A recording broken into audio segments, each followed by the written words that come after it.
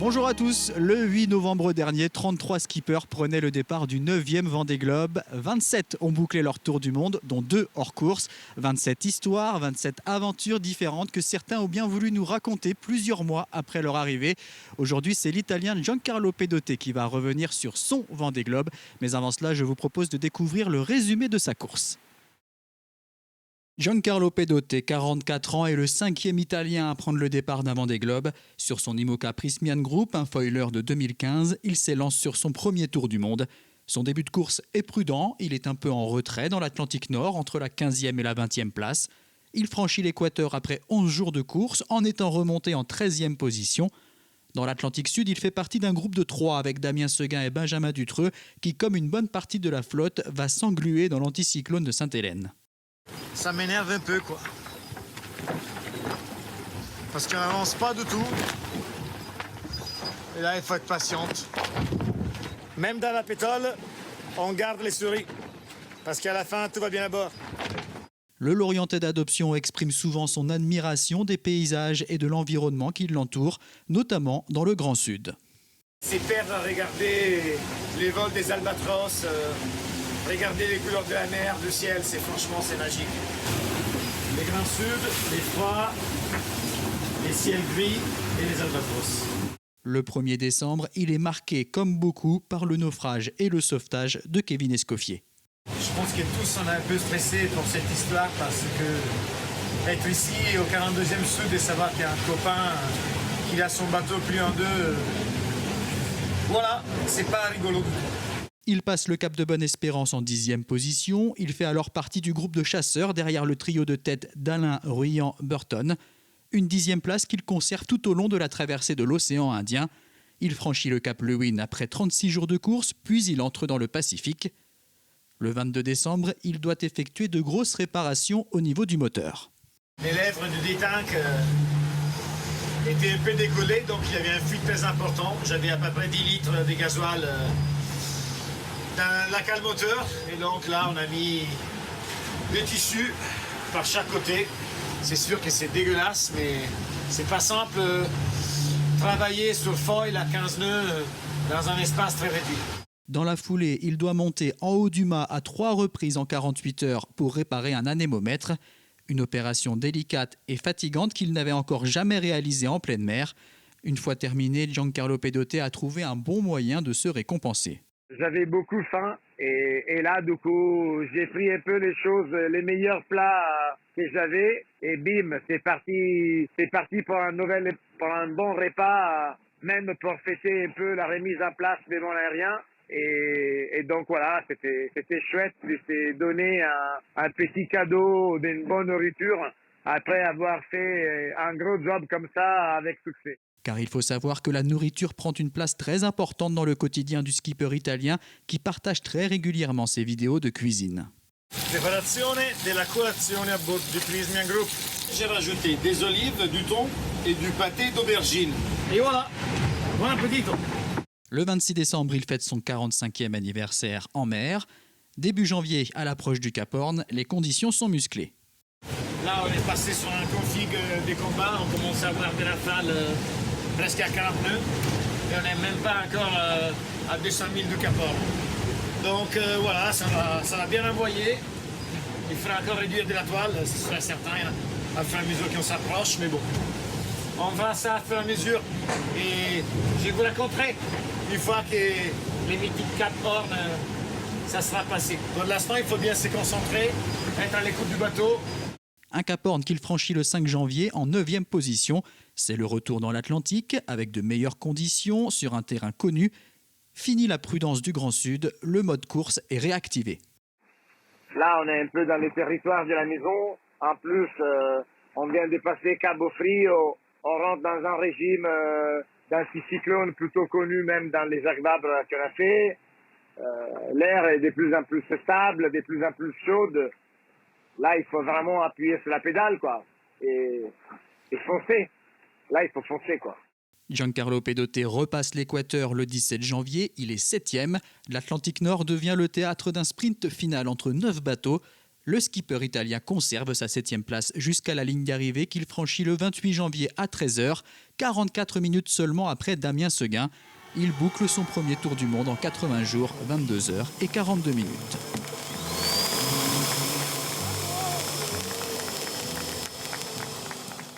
Bonjour Giancarlo.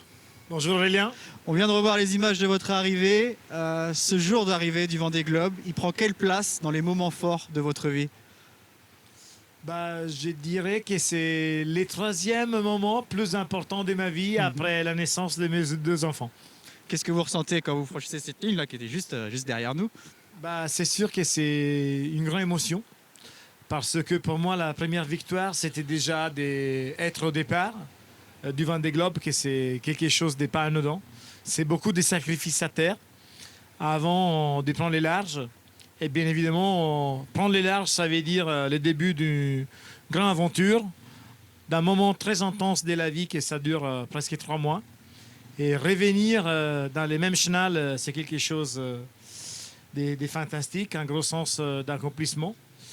Et pour moi aussi, c'est un nouveau point de départ, plus qu'un point d'arrivée. Et je me projette déjà plus sur l'avenir que sur les choses accomplies. Alors pendant la course, dans vos vidéos, notamment sur la fin, vous disiez qu'il vous faudra plusieurs mois pour vraiment analyser ce Vendée Globe. On y est, plusieurs mois après. Comment vous analysez cette course justement ? Je pense que je prendrai encore du temps, qu'il me fait encore quelques mois.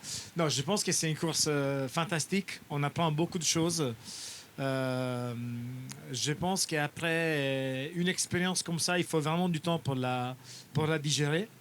Mais dans tous les cas, moi, qu'est-ce que je retiens, c'est une grande aventure avec moi-même et une grande aventure humaine, notamment avec tous les autres coureurs, toute l'organisation, tous les gens impliqués dans un projet comme ça. Mon équipe, c'était quelque chose qui a laissé un gros souvenir dans ma vie. Et là, qu'est-ce que je ressens en plus, c'est un gros envie de repartir sur l'édition 2024. Alors vous êtes diplômé en philosophie. Est-ce que le Vendée Globe est propice à philosopher justement ? Absolument oui. On a beaucoup de moments où on peut se permettre de réfléchir sur notre vie à plusieurs échelles, parce que la solitude s'inspire beaucoup la réflexion. Et donc, moi, j'ai eu beaucoup de moments comme ça où, clairement, j'avais le temps de faire un bilan de ma vie, du passé, du présent et de l'avenir. On vous a vu souvent très admiratif de l'environnement dans lequel vous avez pu naviguer sur ce Vendée Globe, les mers du Sud notamment. Vous étiez souvent très épaté de voir ce qui vous entourait. Je pense que la planète où on habite, c'est quelque chose d'extraordinaire. C'est quelque chose de fantastique. Et il faut la préserver, il faut vraiment prendre soin pour les prochaines générations, pour laisser quelque chose de plus intact possible. Et naviguer dans les Grands Sud, pour moi, ça a été une expérience incroyable et formidable en même temps. Alors, oui, pardon, je vous ai coupé. On va parler de la course un petit peu, puisque voilà, c'était quand même une course. On va dire que vous avez démarré prudemment, que dans le Grand Sud, il y avait de la prudence aussi pour garder le bateau en bon état. Par contre, une fois le Cap Horn passé, on repassait en mode régate, vraiment beaucoup plus. C'est un peu comme ça. Moi, je ne cache pas que mon objectif principal, c'était de terminer les Vendée Globe, que c'est déjà quelque chose de pas simple, et pas aussi simple. Et après, j'avais fait tout pour garder un bateau en meilleur état possible jusqu'au Cap Horn. Et c'était là où j'avais vraiment envie de réappuyer sur la pédale pour ressortir tous les potentiels de mon bateau. Et voilà, j'ai suivi un peu ma stratégie j'avais un peu figée avant le départ. J'ai réussi à la suivre jusqu'au bout. Donc il y a souvent eu des moments, peut-être dans le sud notamment, où on hésite à pousser le bateau, ou à se dire non, là je dois pas pousser, je dois le préserver. Comment on gère ça ? On gère, moi j'ai fait un peu l'exemple du golf.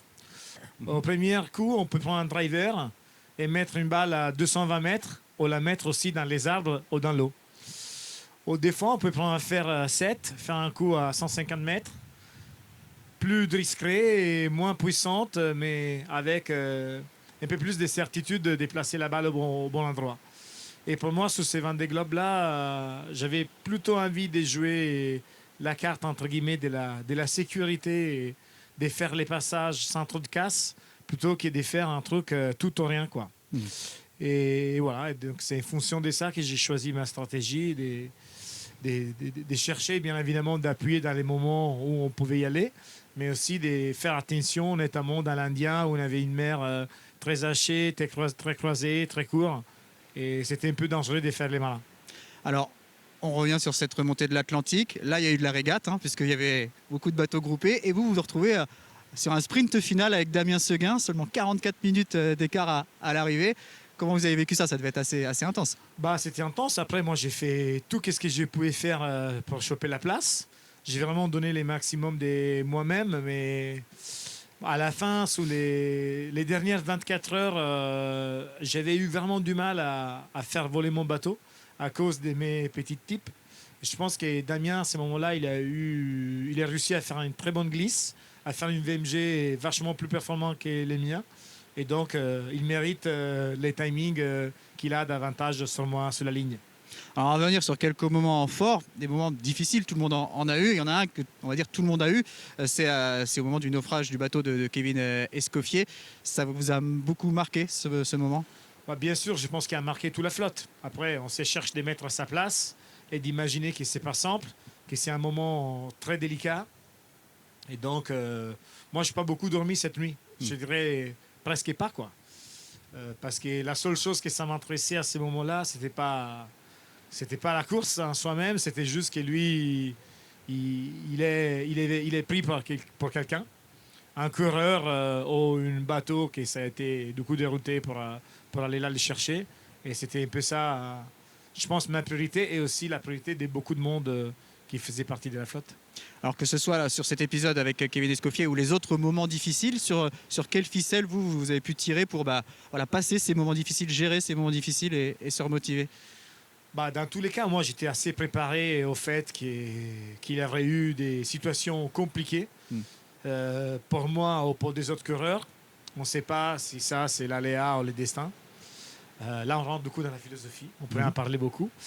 Moi, j'ai cherché de gérer tout ce que c'était un peu, entre guillemets, sur mon contrôle. Donc, de faire bien les choses que je pouvais faire bien. Et voilà. Donc, j'ai cherché toujours de m'accrocher à ça, à être déterminé vraiment à ramener mon bateau rapidement au bon port dans les meilleures conditions. Donc, c'était mon objectif. Et j'ai cherché de faire ça jour par jour, palier par palier, océan par océan, jusqu'à la fin. Un autre moment qui n'a pas dû être simple, c'est ces 3 montées au mât en 48 heures dans le Pacifique. C'est la première fois, je crois, que vous montiez au mât en pleine mer. Comment vous avez vécu ça? J'ai vécu que je n'avais pas eu le temps de les faire ça en entraînement.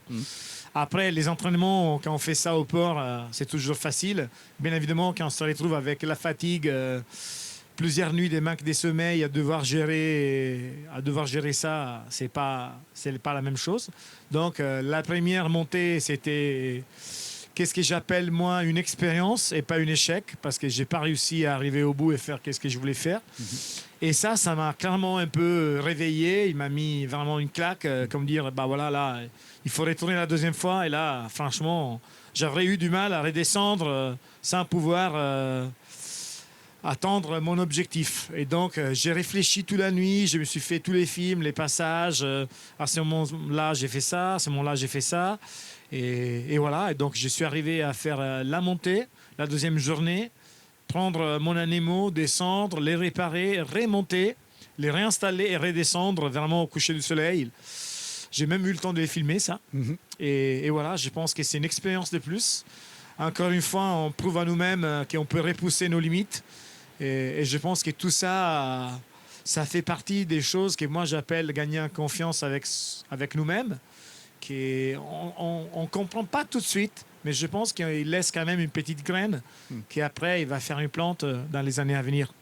Alors pour vous récompenser de cette réparation, vous êtes offert un très bon repas et j'ai envie qu'on parle quand même de nourriture, de cuisine, Giancarlo, parce que ça, on a vu que c'était très important pour vous. Vous partagiez souvent vos recettes. La nourriture, c'était essentiel. La nourriture, par un italien, c'est comme les cafés. Soit on le fait ristretto, soit on ne le boit pas. Donc, bien évidemment, j'avais pris quelques plats de pâtes et un peu de parmesan que j'aimais garder précieusement dans mes sacs à matossage pour des grosses occasions. Donc, soit des moments à célébrer, soit des moments critiques. Et donc, j'ai voulu célébrer la réparation de la girouette avec une belle plat, des pâtes, du parmesan et de l'huile d'olive. Est-ce que vous avez des regrets sur ce Vendée Globe, des choses? Vous dites j'aurais dû faire comme ci, j'aurais pas dû faire ça. Non, moi, j'ai aucun regret. Franchement, je pense que tout est perfectible, qu'on peut faire toujours mieux, mais ça, on ne peut pas savoir. En fait, c'est toujours facile de critiquer après et de dire bien évidemment, j'aurais pu envoyer plus de barres sur ce moment-là de la course. Oui, bien évidemment. Mais ça, on ne peut jamais savoir a posteriori. Ça aurait même aussi pu casser quelque chose. Donc, moi, je pense que pour ma première participation, je suis satisfait de comme j'ai ramené les bateaux au bon port, presque intacts, avec vraiment pas beaucoup de bricoles. Et aussi, les classements comme première participation me satisfait. Donc là, par contre, je vais me mettre un peu la pression moi-même pour chercher d'améliorer ça à mon prochain tour du monde que j'espère de prendre partie en 2024. Et donc, j'ai du temps là pour réfléchir à comment pouvoir améliorer tout ça. Justement, c'est ce que j'avais prévu de vous demander. Envie d'y retourner en 2024 alors? Absolument oui, envie de retourner parce que là, les premières, c'est un peu warm-up. Ça nous permet de connaître de qu'est-ce qu'il s'agit et justement peut-être de perdre un peu la timidité. Après, il faut avoir toujours beaucoup de respect pour l'océan et pour tous les aléas qu'on peut vivre en mer. Mais ça ne nous empêche pas de s'organiser pour faire en sorte que notre expérience qu'on a déjà vécue puisse nous générer un bon appui de travail pour la suite. Alors, le scénario de cette course de ce 9e Vendée Globe a surpris quasiment tout le monde. Vous, comment vous analysez ce scénario, ces bateaux autant groupés, aussi peu d'écart entre les foilers, les non-foilers? Ça a été quand même un Vendée Globe très particulier. C'est sûr, c'est très particulier. Après, les regroupements sont liés au système météo. Et donc, nous, on était un paquet de bateaux qu'on a navigué toujours dans les systèmes météo. Et après, c'est passé en sorte qu'on se retrouve très rapprochés à l'arrivée. Ça, je pense que chaque édition est un peu particulière. Celle-ci, c'était comme ça. Après, on ne sait pas qu'est-ce qui nous attend dans l'avenir. Alors, un mot aussi sur Électriciens sans frontières que vous soutenez et que vous avez soutenu durant ce Vendée Globe. Est-ce que vous avez pu voir des retombées sur les actions qui étaient mises en place? Vous incitiez souvent les gens à aller cliquer pour cette association. Peut-être rappeler d'ailleurs le principe et en quoi ce Vendée Globe, qu'est-ce que ce Vendée Globe a pu apporter à Électriciens sans frontières? Nous, on a fait des campagnes à un clic à mettre. Et pour chaque clic, en fait, on a Électriciens sans frontières, ils bénéficiaient de la part des prismes d'un mètre des câbles pour faire des projets d'électrification dans le monde. On a fait ça au Madagascar, au Togo et dans des autres endroits de la planète. Et donc, ça a donné aussi beaucoup de sens à notre projet que j'ai mené sous les couleurs des Prismian Group qui me suivent depuis 14 ans. Et donc, je pense que c'est aussi une chance de pouvoir ramener un accomplissement du fait que notre projet, notre aventure sportive, il puisse aider quelqu'un dans la planète qui a un peu moins de chance que nous, notamment des pays où on n'a pas encore l'électricité, où l'école, ça ne se passe pas dans des situations comme en Europe et les hôpitaux non plus. Donc voilà, je pense que ramener de l'énergie là, ça a clairement donné beaucoup de sens à notre projet. Et voilà. Et j'espère que ça puisse continuer pour l'avenir. Et de manière plus générale, depuis votre retour à terre, est-ce que vous avez mesuré un petit peu la portée de ce que vous avez fait, de l'impact que ça a pu avoir sur le public, sur les gens? Nous, on est très contents des retours médiatiques qu'il y a eu en France, en Italie et aussi ailleurs. Et là, bien évidemment, après, on sait que tout est perfectible, mais on est aussi motivé pour continuer à travailler comme ça, à travailler mieux et à chercher de grandir tout le long du chemin qu'on a d'ici à l'avenir. Merci beaucoup, Giancarlo. Et donc, rendez-vous en 2024, alors au sable. J'espère, on croise les doigts. Merci beaucoup. Merci Aurélien.